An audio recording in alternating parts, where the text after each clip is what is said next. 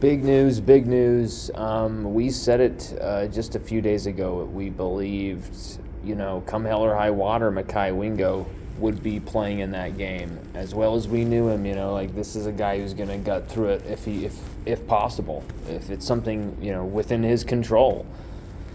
And it seems like the guy is just an Iron Man playing through everything. 344 snaps already this season playing through this injury. But we were wrong. There's some things that just, players are not going to be able to tell you, no matter how, no matter if they're your best friend or whatever. Like, there's just no way they're going to be able to tell you because the coaches do not want them to reveal this type of information. And it's a big piece of information. And someone finally asked the question about halfway through the press conference after we already found out Zy Alexander would not be there for the game, and Deuce Chestnut and Denver Harris both still, for disciplinary reasons, whatever's going on, both unavailable. And so we finally someone asks, is Mekhi Wingo, how's he doing for this game?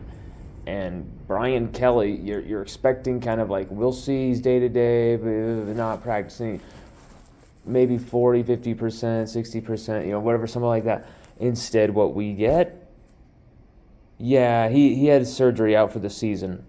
Wait a minute, more like out for 6 weeks. Out for 6 weeks. Backtracks, that's exactly how he said it. He backtracks after saying Mekhi Wingo has had surgery and is out for the season.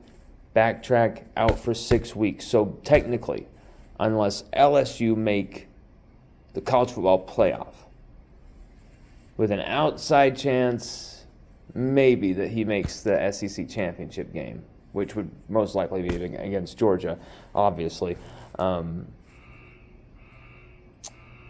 Wingo will be out for the season. So evidently, obviously, out for Alabama, which is a shocker even for us. We're tight with Mekhi. We're tight with his mom. We even knew the location of his injury, which none of you did. But there's just some things that are just, you don't want the enemy to know. And they didn't want them to know that he is going to be out for the game. And you saw how pissed off Kelly was at the end of the press conference, knowing someone, right when someone asked Mekhi Wingo's injury, he got very tense, got very annoyed, like, oh, God, I have to give out this information too. Because you still want them to have to prepare for Mekhi Wingo. You know that Alabama's offensive line, their offensive line room went cheering. Tommy Rees, offensive coordinator, was cheering. Nick Saban, head coach, was cheering when they heard that they would get a game off from Mekhi Wingo after the hell he put them through last season. Mekhi Wingo wrecked that game for LSU last season. And so now, Mekhi Wingo out rest of the season. LSU cannot lose a game if they want to make the college football playoff, if they want to win a national championship, if they want to have this, Jaden Daniels Heisman talk, which we know Jaden Daniels should be in the Heisman discussion no matter what. But we understand that unless LSU beat Alabama, these national people are just waiting to write him off and give this thing to J.J. McCarthy or Penix or whoever.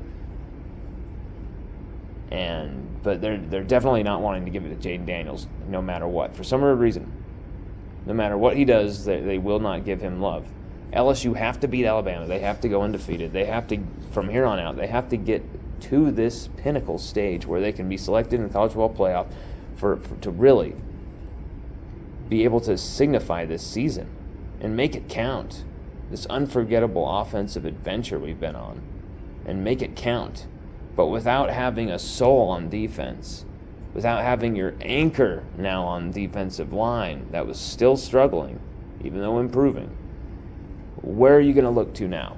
You have to have Mason Smith's best game as a Tiger right here, right now. If you're a first-round pick, you better prove it right here, right now against Alabama. Give us your best for 4+ quarters, all out. Mason Smith, I want to see him being a dog from first snap to last. Jordan Jefferson, we know what we're going to get from him. 4.5 tackles for loss, second on the team, tied with Braden Swinson, I believe. Incredible output from him, and he is going to have an awesome game as well coming in for Mekhi, Wingo, Jordan Jefferson. We're going to have to see his best. Braden Swinson, he's going to have to turn all those pressures into sacks, and if not into sacks, you have to keep contain against Milroe, because they're going to use the bait of a sack to let Milroe go off for 35, 45 yards. They are going to bait these DEs in around those edges while keeping the interior guys absolutely stuffed. Give him running lanes, and Milroe will take him. He's fast enough to take him. So even if we beat those, Proctor at left tackle looks so stoic and statuesque in all the wrong ways for Alabama.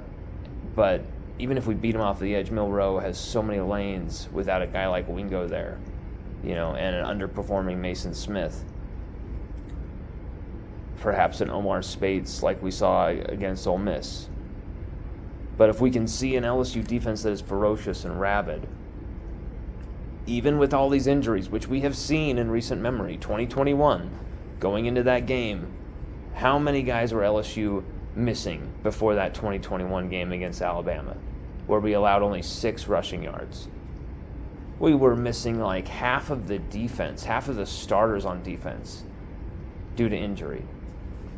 Or I think even suspension. We were missing everybody.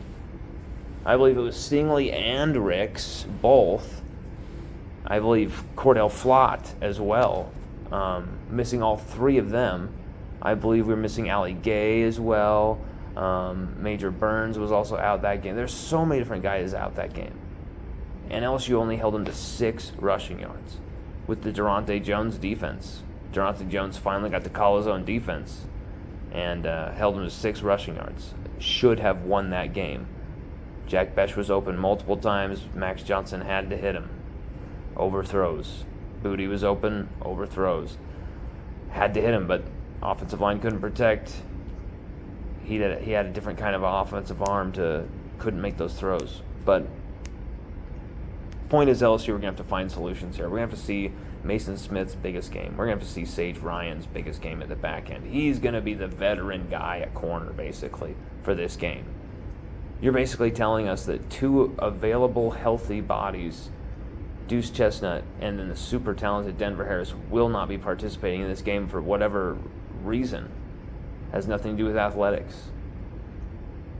Has something to do with academics. Has something to do with disciplinary reasons, transfers, opt-out, whatever you want to call it. Something's going on, obviously, with Deuce Chestnut. I've heard he said he wants to save his draft stock, whatever that means. I'm not sure if that's I haven't really been able to confirm that, so that's just still hearsay.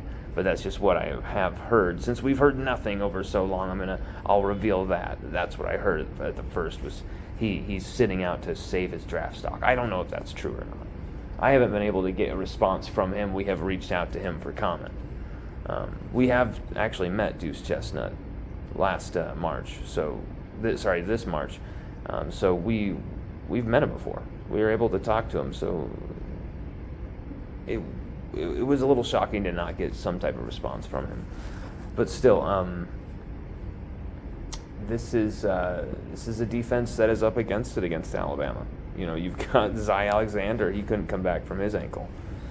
But the Mekhi Wingo thing is definitely, without a doubt, the biggest.